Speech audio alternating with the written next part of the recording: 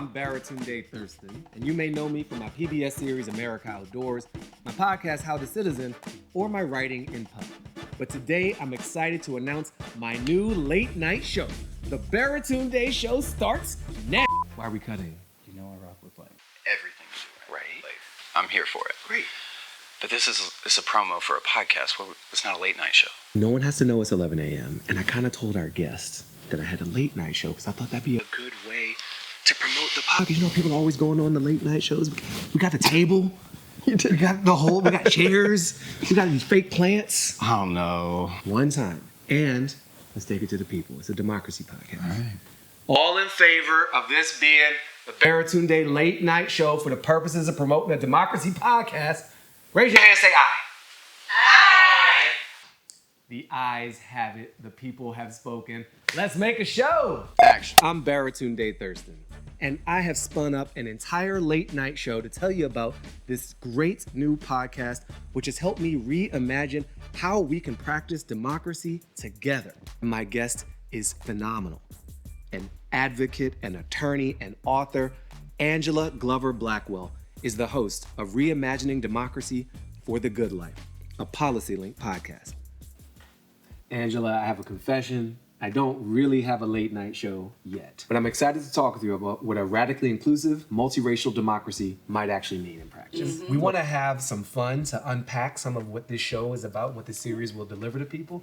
So we've come up with a set of games that'll help us reveal some of the substance of the show. And the first game we're going to play is called Democracy or Not. It's a two-part game. In part one, I'm going to describe a concept, and you're going to figure out what the name is, going to name the thing I'm describing. And then you're going to answer, is that democracy or nah, that's not democracy. Sound good? Sounds interesting. Okay, so this process involves random members of the public determining how government funds are spent on their behalf. What's that called? Participatory democracy. Oh, no, participatory budgeting. Yes, and extra points for self-correction. Always. That's very good.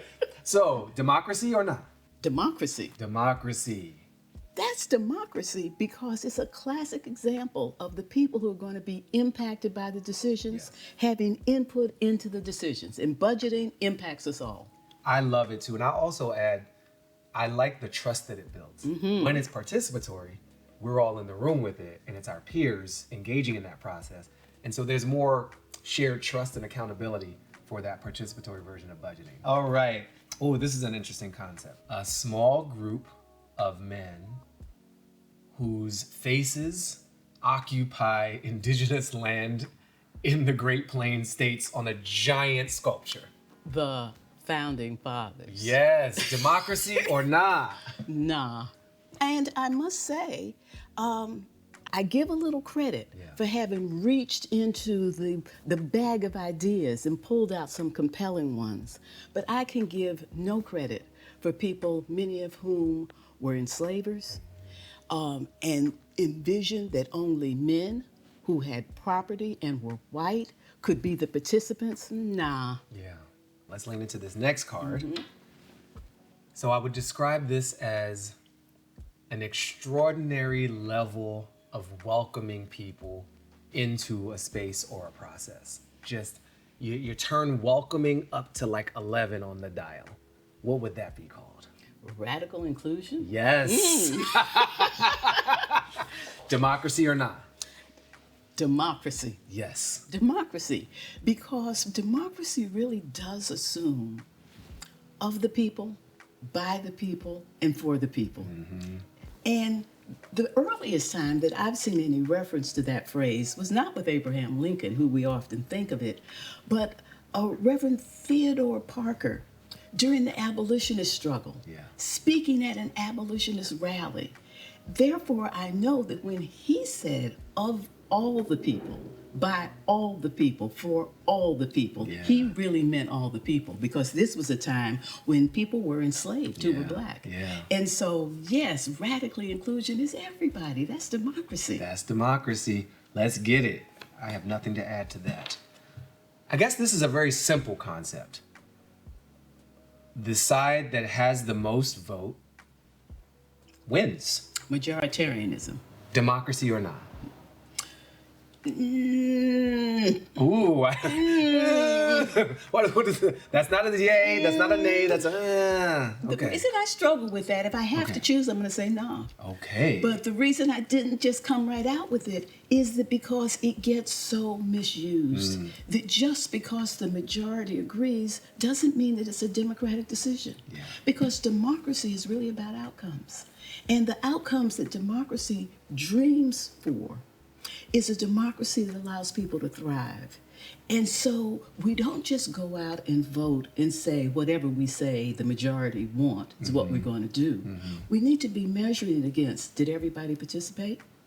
For those who didn't vote for it, is there something that we should consider? Yeah. Is there another way to make sure that we're actually achieving the promise of democracy? Don't want to get so caught up in one way of measuring it that becomes the be-all and end-all. So how we measure the will of the people can also allow us to get closer to the people. And I think the simplicity, the binary of up and down votes leaves a lot to be desired in terms of the nuance that is possible to capture in a democracy. So I'm with you. Even this game on that question is inappropriate because I think it's a binary question for a binary process and a spectrum of possibilities for the people. Ooh, what you said. All right now. Well, that concludes our round of democracy or nah. Are you down to play another game with me? Another game? Yes. This is the reimagination wheel. We're going to take democracy out of the clouds and into daily life. So I'm going to ask you to spin this wheel, and wherever it lands, just spend a few seconds imagining what might be in a multiracial democracy version of how we experience that particular area of our collective life. Climate. In a true democracy, where we really are making decisions to make sure that we all will flourish, we have to think about ourselves not only in relationship to each other, but in relationship to Mother Earth. Yes, yes. People who are in real peril, often those who are living close to the water or living in areas that can be extreme anyway, we need to think about them and hear from them. Because if we can address these issues from the point of view and the experiences of people who are often rendered most vulnerable in our society, the benefits will cascade out.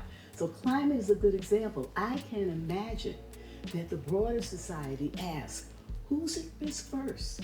And then let's make sure that we hear what they need so that as we collectively plan, that'll drive us. That's what I imagine. All right. Can I tap onto your imagination here a little bit? Because I'm imagining a future where we don't prioritize consumption so much, but the experience of the things and the lives and the people we already have.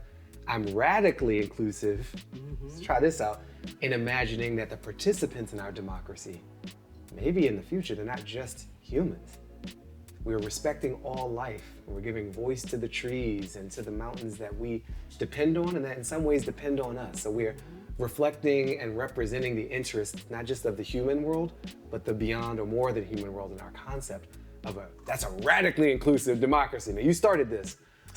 And so many of our indigenous brothers and sisters have been telling us about always how they have thought about the interconnectedness. Yes. And if we tap into that wisdom, we're way ahead of this game. Absolutely. All right, I'm gonna take my hand at spinning this wheel. Let's see what we get.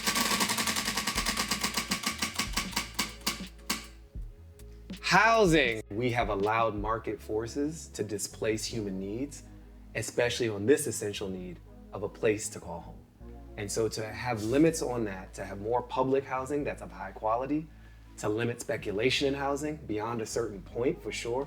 If you've got housing that's occupied by money instead of occupied by people, that's not housing anymore.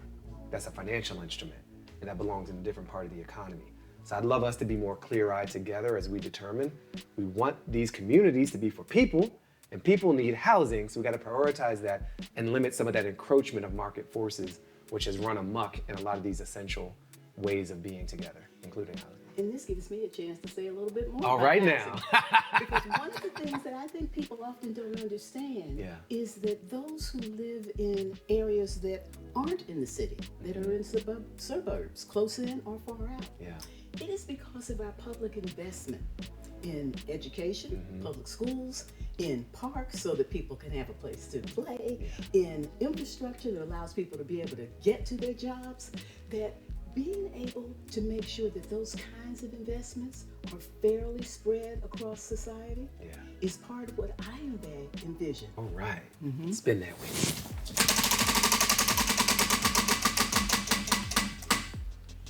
Workplace. Reimagining the workplace. Well, there's so much to reimagine in the workplace. I'm going to start with the obvious, which is democracy at work, voice at work, the power that unions have had in this nation that has been forgotten by way too many people. At the time when this country was really building its middle class, which turned out to be more white middle class than anything else, we also were building up voice and unions to make sure that people who were working were treated fairly, had fair wages. We didn't just have companies paying people what they needed and wanted. It came about through bargaining and all of that. I think we really need to get back there because what we have now is a change in workforce. People are doing in the gig economy. People are working in places that used to be excluded from minimum wage. We need to really be radically inclusive in terms of who we think of as workers and who we think ought to have the right to be able to have some say about what happens on the job. Yes, and we're listening to all the people talk about what they want. What is it? Work to live, not live to work. And that sense of balance. I also think with this generation coming up, they see some of the propaganda not really landing so well anymore. And the sort of addiction to productivity and the constant chasing, it's very unfulfilling in certain ways. And at the end of the day, working all the time is not deeply satisfying. I think we've reached the end except for one thing we didn't talk about. What did we not talk about? Voting. I love the manual. That was not a spin. That was a controlled turn. Cheating. Oh, so I feel like you might have something to say about how to reimagine voting. What's on your mind? I imagine that everybody votes. I want to see voting. Can we just pause there? Yes. Everybody votes. Everybody who can vote, vote. And let's extend the people who can vote. I don't see any reason why 16-year-olds shouldn't be voting. We certainly are doing enough to them with the decisions that adults are making. They need to be in it. I see no reason why people who have been incarcerated and have come out cannot vote. As a matter of fact, I would allow them to vote while they are incarcerated because they have a lot of time to think and they've seen a lot that's happened. Why shouldn't they? I think that people who are immigrants to this country who may not have citizenship yet but are paying taxes or working or making our communities run should vote. I think the big election should be holidays. I think that every government agency ought to be registering people to vote, and a lot of other places where people go, like the grocery store and the clinic and the doctor's office, we need to value voting. Voting is not the end of democracy, it is the beginning. It is how we give people a way to be all in. And then when we hear their voices, that begins to allow democracy to flourish. Go tell it on the mountain. I'm just like ready to go to church with you. Voting church, democracy church. All right, Angela, you did so well at this. I just have one more thing I want to talk to you about back at the table. Will you join me? Looking forward to it. All right. Angela, welcome back to my very large table. I'm very happy to be here. It's big enough for radical inclusion, I think. Everybody. Yes. One of the things I love about you is that you are a visionary paired with process. You and PolicyLink think about the good life and try to paint a clear picture, also the steps to get us there. And I think this podcast is one really powerful way to tell that story to help us get there. But there's something that's been on my mind before we get into the episodes. I want to get to the episodes.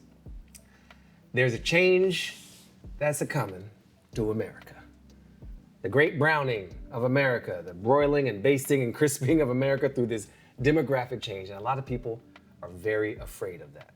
And we need to be able to have these like direct, courageous conversations about that fear. How are you thinking about people's fear of that change? And how does your vision and project around achieving a good life through Reimagining Democracy address that? It's the reason that we're focused on it. One of two big ones. I know that a lot of people are afraid. I know that a lot of white people just can't imagine a country in which white people aren't the overwhelming majority and everything revolves around white people. And what I hope that people will get from this series and get from just thinking about, do we want to live in a democracy? Do we want to live in a nation that finally into it's really quite amazing ideals that we haven't lived up to? And know that if that's going to happen, it's going to happen because the next wave of Americans receive the kind of investment, the kind of belonging and inclusion that allows us to think of having a common identity. So when I talk about a thriving, radically inclusive, multiracial democracy, it may be easy for people to hear that radically inclusive includes all. People say, yeah, I know you want that. What they may not see immediately is that the outcome of a good life gets extended to all because the nation will be able to provide those things that you need to thrive. Economic opportunity, the kinds of building of community and whether cities or suburbs, wherever you're making community, it will happen because the people who are going to be the future are prepared for the future. Those people are disproportionately of color, but they are not disproportionately angry. They are disproportionately aspirational. They are wanting. And if we invest in that wanting, we find what the whole country is wanting, to thrive. Okay. Thank you for addressing that. I like that vision. Good. All right. So we have a lightning round where your series has 6 episodes. I want to hit you with the title of each of those episodes, and I want you to tell me a favorite highlight of that episode for you. We'll keep it pretty short and move through these, starting with episode 1, Democracy Dreaming. What do you love about this one? I love what we've just been talking about. Democracy dreaming lays out flourishing. That we need to really understand that if we invest in the people who are going to be the future, the nation will flourish. Democracy is not just for voting. Democracy is for an outcome. And that outcome is human thriving and human flourishing. If we do that, everybody has a shot at a good life, however they think about it. All right. Episode 2, there is no I in leader unless you're misspelling things. I am focused on LA in this podcast because there are some leaders in LA who demonstrate a generosity that gives me chills.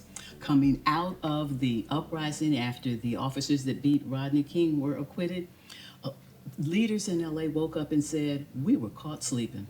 That this city is not valuing the diversity that defines LA.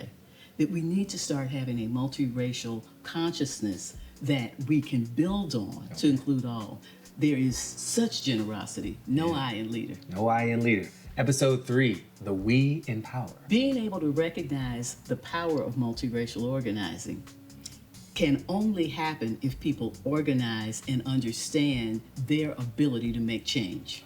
And so power happens when people get together and see their interconnectedness, the similarities that they share, the common obstacles that they face, and begin to use their numbers to lean into correcting those barriers so that we all can do better.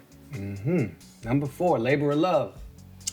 One of the things that is so exciting about LA is many people think it is the center of the new labor movement, because the people who have had the low-wage jobs, the janitors, the hotel workers, service workers, are really flexing their muscle here. But they're not forgetting their roots.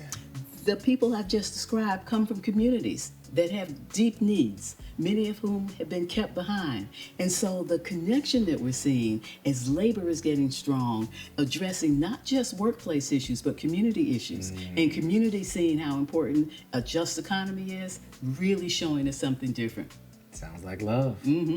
Episode 5, this is my favorite title, by the way. Shift happens.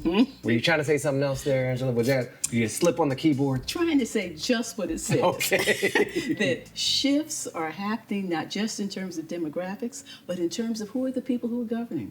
Have a fabulous mayor in LA, Karen Bass, but you also have all these people of color in many positions.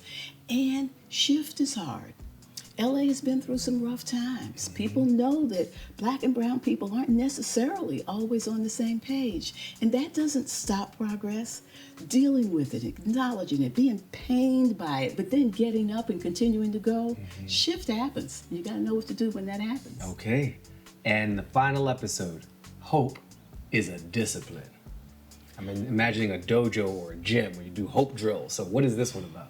I learned it from a very wise woman named Miriam Kaba, who says that. And it's, when I hear her say it, I think of two things. One, it takes discipline to continue to be hopeful. Yeah. But there is a discipline associated with hope. It is the discipline of the things we talk about in the podcast, letting events like the 92 uprising be a lesson and say, what can we extract from it? The discipline of finding people who are like-minded but have differences and working through them. Yeah. The discipline of gathering the data, the discipline of understanding power, doing the analysis, applying that power, and then going back and figuring out how to hold everybody accountable. That kind of discipline gives me hope. Woo! I cannot wait for this show. This sounds so needed. Look, I am just so eager for more of the world to dive in to this series. So I really want to encourage the people watching this, weigh in on what you've been hearing us talk about. That list of things that game democracy or nah, let us know in the comments. Was it democracy or nah? Do you disagree with what we were saying? Let us know. And if you have a vision of a reimagined housing or education or transportation or public safety or food or climate system or any of the above, or some that we left out, let us know. Tell somebody else, and let's reimagine this stuff together.